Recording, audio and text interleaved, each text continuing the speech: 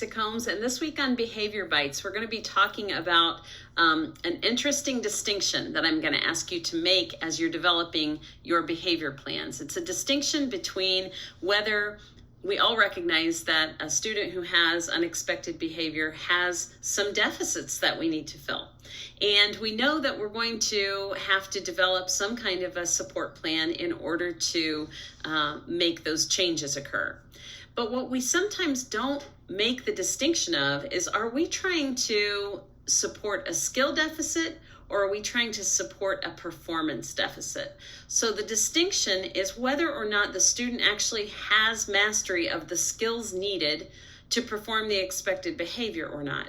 If I don't have the skills I need to do what you want me to do, then I need to be taught those skills and practice those skills and reach mastery of those skills, and even have a plan for how I'm going to transfer and generalize those skills into different environments and with different people and with different activities. If I have a skill deficit, that is the appropriate intervention plan, is a teaching plan. If I have a performance deficit, it means that I have already demonstrated mastery of all of the skills necessary to perform the behavior that you want me to perform.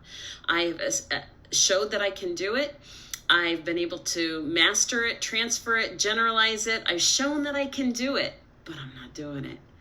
That is a performance deficit, and that's going to require a reinforcement plan, some kind of an incentive plan to encourage me to perform the behavior that I already have the skills to perform.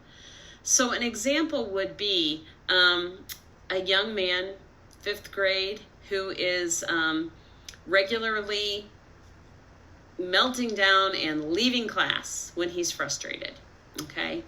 And the teacher's response is, I know that it's a performance deficit because this is the easiest class in the world for him. He's the best science class student in my class. He knows some of the content better than I know it. So it's not a skill deficit. But we're not talking about academic skills only. Okay, so he has the skills to perform the academic task that you're wanting him to perform. But what other skills are involved in the situation? So when we really dug into it, the teacher said, well, it's usually during cooperative group activities that he gets very frustrated. He has trouble waiting his turn.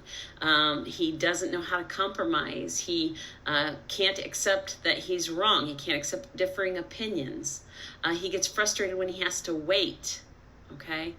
Those are all social skills and communication skills and self-management skills that are missing in order to be able to stay in a group, complete a task in a science class where there's a lot of cooperative learning activities. And so what appeared to be a performance deficit, he knows the content, why can't he just do it? Why is he leaving class?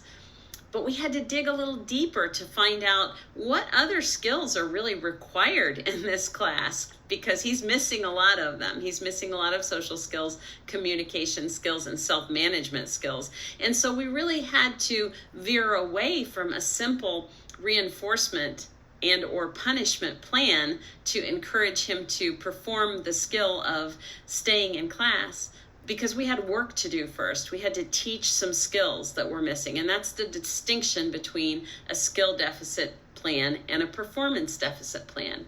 Oftentimes, it will kind of be one follows the other. So there's a skill deficit identified.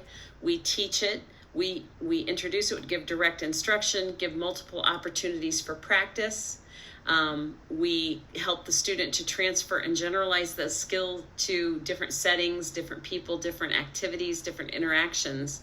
And then once that student has mastered those skills and has the skill set, we kind of layer in a reinforcement plan to encourage the student to perform that behavior. So having the skill doesn't necessarily mean I'm going to perform the skill, okay? But, I have the skill to run 2 miles every day. I know how to do it. I could do it. I'm not doing it. That's the difference between a skill deficit and a performance deficit. So if you want me to run 2 miles, you don't necessarily need to teach me how to do that. I do have that knowledge of how to do it. I have the skill that I could do it, but I'm not doing it. So I would need some kind of an incentive plan or reinforcement plan to reward me performing that behavior. So please include that conversation of skill deficit versus performance deficit in your intervention planning. Really look at what you're asking that student to do and ask those tough questions. Do they have all the self-management and self-awareness skills to do what I'm asking them to do? Do they have the communication skills to do what I'm asking them to do? Do they have the academic skills to do what I'm asking them to do?